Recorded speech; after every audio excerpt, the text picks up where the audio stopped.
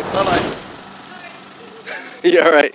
Jonatan has many fans. You know, it's Kay's wife. Wow. Yeah. Jonatan has so many fans. Jonatan, do you have an OnlyFans? Just joking, man. My man. I'm thinking about it though, just kidding.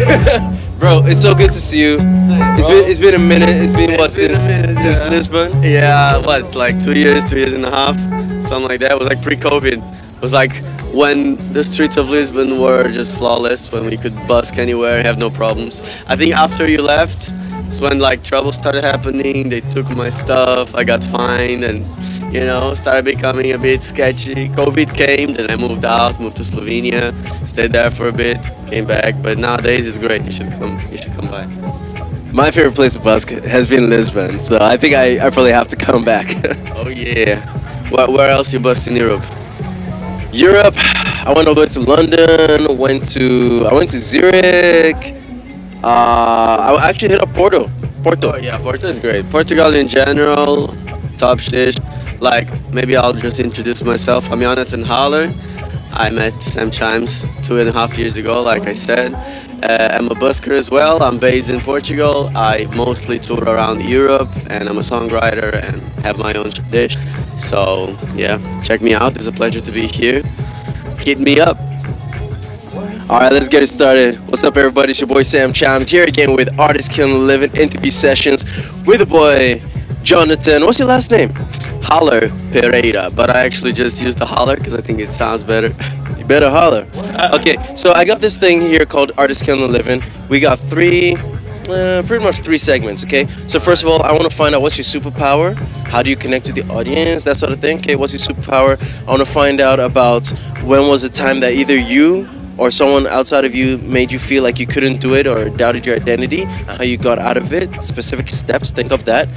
And I think I got some performance videos of you. If I don't, I'll get it again, but we'll have that in there. But finally, I want you also to teach us something technical, whether it be how do you hold your audience, keep up with your instrument, something like that. So let's get started, all right? So what is your superpower and how do you relate to your audience? All right. So, superpower. I got many. Not to be quirky. No, just kidding. I can think of a couple things that I find differentiate me and that I rarely see in other performers, especially other street performers. One thing that works very well for me is talking and singing, especially in multiple languages. Because in Europe, we have many... One second. Excuse me, guys. Please don't walk in front of here. We're doing an interview. Can you be a bouncer? Don't walk in front of here.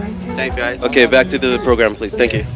Anyway, what I was saying, in Europe we have a lot of different people from different countries, and it's relatively small, right?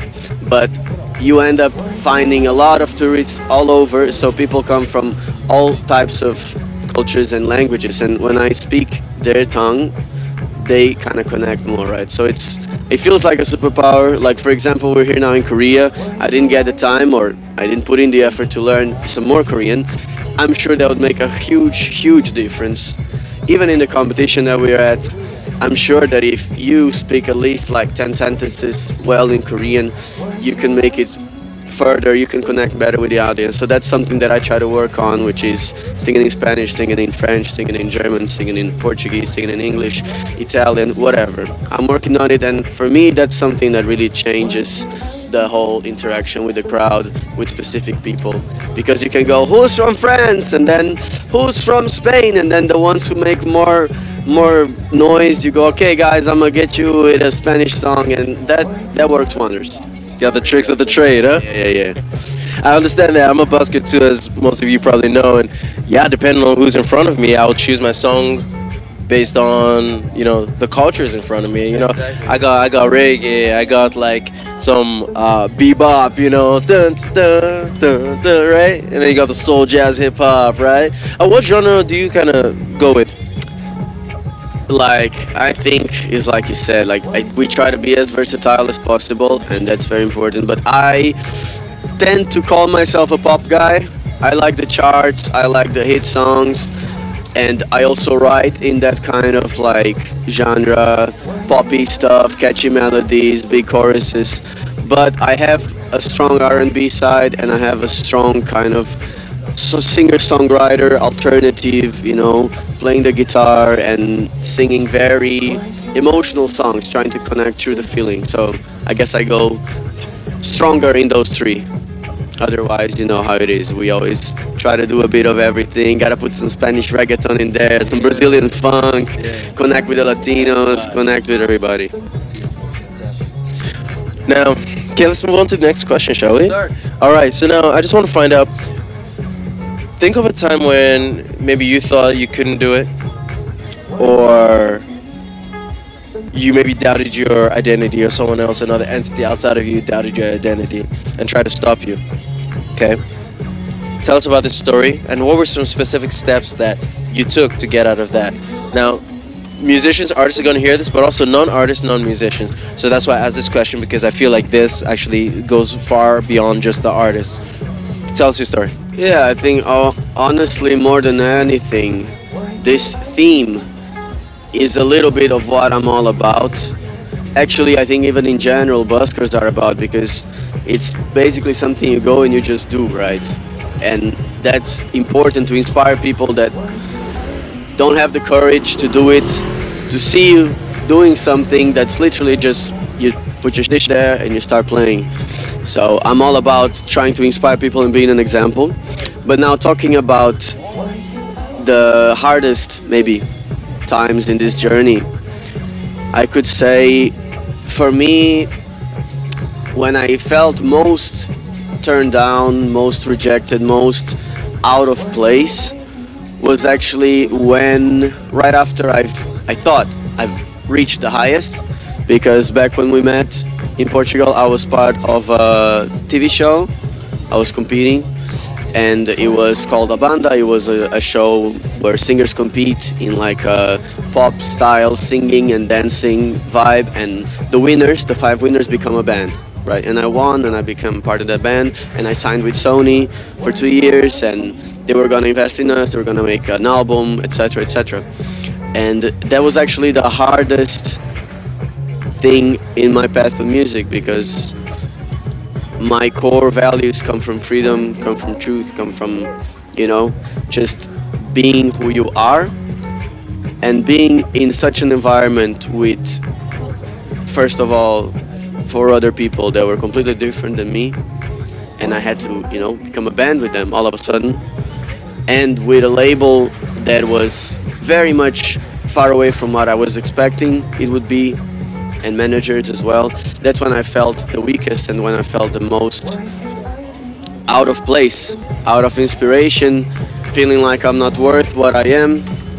And it was overall my hardest part in this path, I could say. Like I got in really depressed, but at the same time I think it just wasn't meant to be. Everything clashed. It was right when COVID happened, so we won the show, we were super excited, had our expectations right here.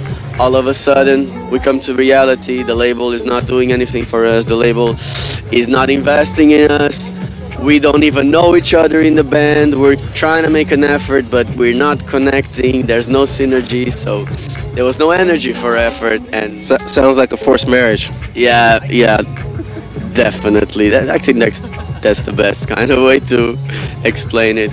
Sometimes it can work, sometimes it doesn't. This time it really didn't work. So after 2 years we split, and I feel much better now. Just doing my thing, really.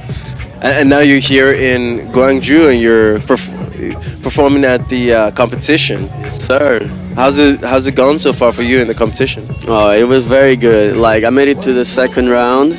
This man here is going forward, and I wish him all the best, for real. Like, I think I've done many competitions, right? I've done Got Talent, I've done this one in Portugal, I've done the Nationals for Eurovision, I've done another online one, and like a couple different ones, and now this one. So I think I've created a bit of thick skin regarding no's in the competition, because it's very, very relative to the culture, to the judge especially, and if the crowd is cheering for you also, like what kind of music they like, right? So you either go with what you want to do and be truthful to yourself, or you try to please them. And I chose to go with what I want to do and what's truthful to me.